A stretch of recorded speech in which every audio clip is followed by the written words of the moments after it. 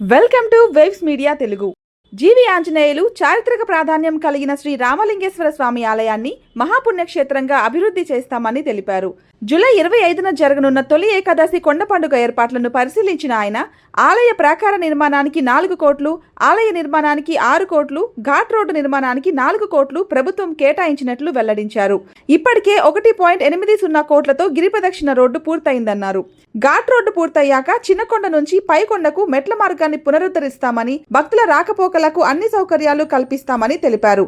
ఆలయ అభివృద్ధి పనులు నాణ్యతా ప్రమాణాలతో అవినీతి లేకుండా పూర్తి చేస్తామని స్పష్టం చేశారు. తొలి ఏకాదశి సందర్భంగా భక్తులకు ఎలాంటి ఇబ్బందులు లేకుండా అధికారులు ప్రత్యేక ఏర్పాట్లు చేస్తున్నారని తెలిపారు. కొండ వాళ్ళు తీసుకోవాల్సిన ప్రయాణికుల సౌకర్యార్థం ప్రమాదాలు జరగకుండా ఎలాంటి జాగ్రత్త తీసుకోవాలో వాటన్నిటికి కూడా భవిష్యత్తులో నిధులు తీసుకొచ్చి ఇవి పూర్తి చేయాలనే లక్ష్యంతో ముందుకెళ్తున్నాం. ఘాట్ రోడ్ నిర్మాణం పూర్తి చేస్తుంది. ఆలయ కమిటీ ఉంది. ఆలయ కమిటీ సహకారంతో దేవాలయ నిర్మాణం పూర్తి చేస్తాం. 4 కోట్లతో గుడి చుట్టూ ప్రాకారాన్ని పూర్తి చేస్తాం.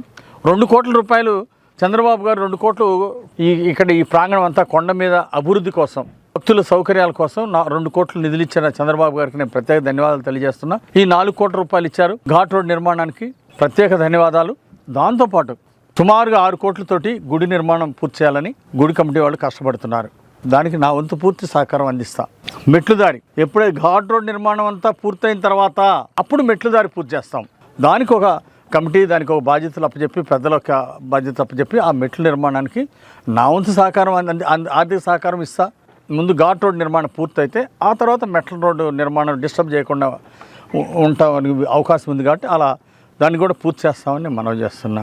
గతంలో కనీసం వైసీపీ పాలనలో కనీసం 5 ఏళ్ళ అధికారుల నుండి ఒక ఘాట్ రోడ్డు కూడా పూర్తి చేయలేకపోయారు. గిరి ప్రదక్షిణ రోడ్డు అని పేరు చెప్పి గుడి చుట్టూ రామలింగేశ్వరం కొండ చుట్టూరు గిరి ప్రదక్షిణ రోడ్డు అని చెప్పి మాజీ ఎమ్మెల్యే దురాక్రమణ చేసిన దగ్గర కొద్ది దూరం సిమెంట్ రోడ్డు వేసి గిరి ప్రదక్షిణ రోడ్డు అయిపోయిందని బిల్డప్. కనీసం జంగిల్ కూడా క్లియర్ చేయకుండా, మట్టి రోడ్డు కూడా వేయకుండా గిరి ప్రదక్షిణ రోడ్డు చేసామని చెప్పుకున్నారు. ఎంత దురదృష్టకరం అండి.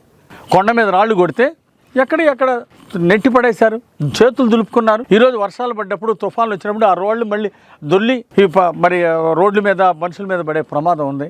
భవిష్యత్తు వచ్చే ప్రమాదాలు దృష్టిలో పెట్టకుండా తక్కువ ఖర్చు పెట్టి డబ్బులు దోచుకోవాలని ఆ రోజు వచ్చినటువంటి గ్రాంటుల్లో దోచుకునే ప్రయత్నంలో భాగంగానే ఇవన్నీ ఎత్తుకెళ్ళి దూరంగా వేస్తే ఖర్చు ఎక్కువ అవుతుందని ఖర్చు తగ్గించి దోపిడీ పెంచడం కోసం రాళ్ళు ఎక్కడ పడితే చిందరమందరగా వేయటం చాలా దురదృష్టకరం, చాలా బాధాకరం. రామలింగేశ్వర స్వామి కొండ ఘాట్ రోడ్డు చేయడంలో కూడా అవినీతి చేస్తే ఇంకా దేవుడు ఊరుకుంటాడా?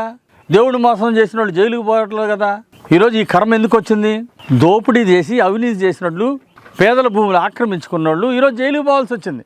మేము పవిత్రంగా ఆలయ కమిటీ కానీ మేము కానీ పవిత్రంగా ప్రతి రూపాయి ఆలయ నిర్మాణానికి, ప్రాకార నిర్మాణానికి, ఇక్కడ వచ్చే భక్తులు ఇచ్చినటువంటి చందాలు ప్రతి రూపాయి అకౌంటబిలిటీగా ఈరోజు కమిటీ వాళ్ళు చేస్తున్నందుకు నేను హృదయపూర్వక అభినందనలు తెలియజేస్తున్నా.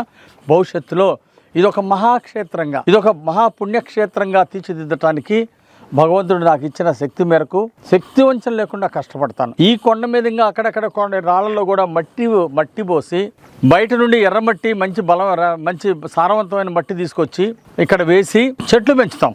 ఇక్కడ 100 చెట్లు 1000 చెట్లు ఈ కొండ చుట్టూరు కొండ మీద పెంచే విధంగా ప్రభుత్వం ద్వారా చర్యలు తీసుకుంటాము. అలాగే ఆలయ కమిటీ సహకారం కూడా తీసుకుంటాము, భక్తుల సహకారం తీసుకుంటామని ఈ సందర్భంగా తెలియజేస్తూ దీన్ని ఒక మహాక్షేత్రంగా చేయడానికి ఇక్కడ చెట్లు నాటడం, రాబో కాలంలో భక్తుల సౌకర్యం కావాల్సినటువంటి నిర్మాణాలు, మండపాలు ఏమేం కావాలో అవన్నీ కూడా ఒక ప్రణాళికాబద్ధ అర్చకులకి నివాసం ఉండటానికి, ఆఫీసు కోసం, ప్రసాదాలను పెట్టడం కోసం ఇవన్నీ కూడా ఏమేం కావాలో అవన్నీ కూడా అంచెలంచెలుగా నిధులు తీసుకొచ్చి భక్తుల సహకారంతో, ప్రభుత్వ సహకారంతో ముందుకెళ్తామని ఈ సందర్భంగా తెలియజేస్తూ మంత్రి ఆనం రామనారాయణ రెడ్డి గారు మనకి నిధులు ఇవ్వడానికి సహకరించినందుకు వారికి కూడా ప్రత్యేక ధన్యవాదాలు తెలియజేస్తున్నా.